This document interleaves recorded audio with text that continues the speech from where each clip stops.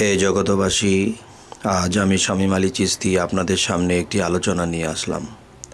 সেই আলোচনাটি হলো যে স্বাদ ত্যাগ করলেই সাধু হওয়া যায়। এখন কিছু কিছু মুসল্লি, কিছু কিছু মুসলমান বলে থাকে সাধু। সাধু কথাটা তো হিন্দু শাস্ত্রে ব্যবহার করে, কিন্তু আপনি মুসলমান হয়ে কেন এই সাধু কথাটা ব্যবহার করছেন? তবে আমি বলবো যে আমাদের একটি ভাষায় পানি বলে থাকি, আর হিন্দু শাস্ত্রে বেশিরভাগ জল বলে থাকে।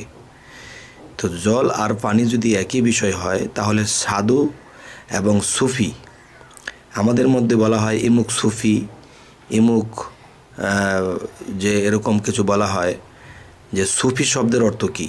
সুফি শব্দের অর্থ পবিত্র বা শুদ্ধ মানুষকেই সুফি মানুষ বলা হয়। তাহলে সাধু যে নিজেকে ধুয়ে পরিষ্কার করেছে, তিনিই তো সাধু। হে জগতবাসী, আজ আমি যে আলোচনাটি করছি আপনাদের সামনে, যে কিছু কিছু মানুষের এই দ্বিধাদ্বন্দ্ব লেগে থাকে, যে মূলত বিষয় তো একই, যে সাধু এবং সুফি। যেমন একটি কথা বলা হয়েছে, আদি আদম মানে যিনি আমাদের প্রথম পুরুষ, তিনি মায়ের গর্ভে জন্ম ছাড়া সরাসরি মুকরম তাকে বাহিরের মাটি দিয়ে তৈরি করেছেন, এবং আমরা কিন্তু সেই আদমের বংশধর, তার মানে বনি আদম আমরা সকলে। কিন্তু আমাদেরকে কি করা হয়েছে? আমাদেরকে মায়ের গর্ভে আমরা আল্লাহ জন্ম, যেমন একটা বিষয়, একটা গাছের বীজ থেকে যেরকম একটা গাছ হয়, তেমনি বাবার এবং মায়ের অংশ থেকে আমাদের এই দেহটা তৈরি করা হয়েছে। তো এটা মায়ের গর্ভে। আর আদি আদমকে যেভাবে করা হয়েছে সেটা বাহ্যিকভাবে মাটি এনেছে, এরপর তাকে একটি আদম বডি বানানো হয়েছে, এরপরে এর মধ্যে রূহ ফুৎকার করা হয়েছে। তবে বলতে চাই, আদমই হলো তিনটা প্রকার। যেমন আদি আদম, হ্যাঁ, আরেক হলো বনি আদম, আরেক হলো সুফি আদম। সুফি আদম কাকে বলা হয়? যে আল্লাহ কোরআনে বলেছে যে নিজেকে পবিত্র করলো সেই সফল কাম। তো যে নিজেকে পবিত্র করলো সেই সফল কাম কেমন? যেমন আল্লাহ বলেছে যে নিজেকে পবিত্র করলো সেই সফল কাম এই কারণেই যে আল্লাহ সেই পবিত্র মানুষের মধ্যে আসে, সেই পবিত্র মানুষের কালবের মধ্যে বসে, সেই পবিত্র মানুষের মুখে দিয়ে কথা বলে। হে জগতবাসী, তো আজকের যে আলোচনার বিষয়, যে সুফি এবং সাধু, যে সুফি পবিত্র, সাধুও পবিত্র, যে নিজেকে ধুয়ে পরিষ্কার করেছে সেই তো সাধু। তাহলে বিভিন্ন ভাষায় বলা হয়। যেমন আরেকটি কথা আছে যে মুসলমান কালেমা পাঠ করে, কালেমা পাঠ করলে মুসলমান হয়। তো কালেমা পাঠ করলে যদি মুসলমান হয়ে থাকে, তাহলে আমি বলবো যে হিন্দুদের কালেমাটা কি? হিন্দুদের কালেমাটি হলো এক ঈশ্বর দ্বিতীয় নাস্তি, এক মেবাদি দ্বিতীয়াং ওং বিষ্ণু নারায়ণাং। অর্থাৎ এক ঈশ্বর ছাড়া দ্বিতীয় কোনো ঈশ্বর নাই, ঈশ্বরের স্বরূপ ঈশ্বর ভগবান শ্রীকৃষ্ণ। আর আমাদের মধ্যে কি বলা হচ্ছে? লা ইলাহা ইল্লাল্লাহু মুহাম্মদ রাসূলুল্লাহ। তার মানে নাই কোনো মাবুদ আল্লাহ ছাড়া, হজরত মুহাম্মদ সাল্লাল্লাহু আলাইহি ওয়াসাল্লাম আল্লাহর প্রেরিত বান্দা ও রাসূল। তেমনি একই ভাষা যদি হতো তাহলে কোনো দ্বিধাদ্বন্দ্ব হতো না। এখানে ভাষা হয়ে গেছে দুটি। সাংস্কৃতিক ভাষাতে মানুষ বোঝে না যে এক ঈশ্বর দ্বিতীয় নাস্তি, মানে এক ঈশ্বর দ্বিতীয় নাই। আর আমাদের মধ্যে কি বলা হয়েছে? লা ইলাহা ইল্লাল্লাহ, নাই কোনো মাবুদ আল্লাহ ছাড়া, হযরত মুহাম্মদ সাল্লাল্লাহু আলাইহি ওয়াসাল্লাম আল্লাহর প্রেরিত বান্দা ও রাসূল। তাহলে ওখানে কি বলা হয়েছে? এক ঈশ্বর দ্বিতীয় নাস্তি, এক মেবাদে দ্বিতীয়াং ওং বিষ্ণু নারায়ণাং। অর্থাৎ এক ঈশ্বর ছাড়া দ্বিতীয় কোনো ঈশ্বর নাই, ঈশ্বরের স্বরূপ ঈশ্বর ভগবান শ্রীকৃষ্ণ। হে জগতবাসী, যে এই পৃথিবীতে, সমগ্র পৃথিবীতে যদি ভাষা একটি থাকতো, তাহলে সবাই সবারটা বুঝতো, কোনো বিশৃঙ্খলা হতো না, কোনো দ্বিধাদ্বন্দ্ব হতো না। যে প্রত্যেকটা রাষ্ট্রে আলাদা আলাদা ভাষা, এই ভাষায় মানুষ না বোঝার কারণে ধর্মের বিশৃঙ্খলা হচ্ছে, মানুষে মানুষে বিশৃঙ্খলা হচ্ছে। তো এই হলো বিষয়। যাই হোক, সেখানে যাব না।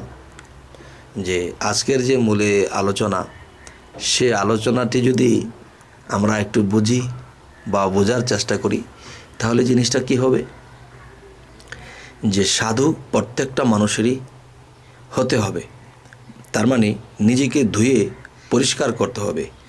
আর না হয় কিন্তু আমাদের প্রত্যেকটা মানুষেরই সাধু হতে হবে। তবে সাধু না হওয়া পর্যন্ত আমরা সুফি না, আমরা সাধু না, আমরা পরিষ্কার না। আর পরিষ্কার না হওয়া পর্যন্ত আল্লাহ কখনোই আমাদের কালবে আসবেন না। আর কালবে যদি না আসেন তখন কিন্তু মস্তিষ্কে আল্লাহ যাবেন না, আমার ব্রেনে বসে আমাকে কিছু শিক্ষা দেবেন না, গভীর তত্ত্ব, এবং আমি মূর্খই রয়ে যাব। তাই আল্লাহ কোরআনে একটি জায়গায় বলেছে, যারা চক্ষুমান মনে করো যে আমি তাদের কালবে আছি, তাদের মস্তিষ্কে আমি বিরাজ করি। আর যারা নিজেকে পবিত্র করলো না, আমি তাদের মস্তিষ্কে নেই, আমি তাদের কালবে নেই। তাই আমাদের জালালউদ্দিন খাঁ, আমাদের চাচাগুরু বলেছেন, সিদরাতুল মুনতাহাপুরি যাইতে আসা, সিদরাতুল মুনতাহাপুরি যাইতে আসা, জানি না বিধি নিবি কিনা। এই যে একটি কথা, সেই কথাটি হলো যে বিধি নিবি কিনা। বিধি নিবে তখনই যখন আমি নিজেকে পবিত্র করব। আর সিদরাতুল মুনতাহাটি কোথায়?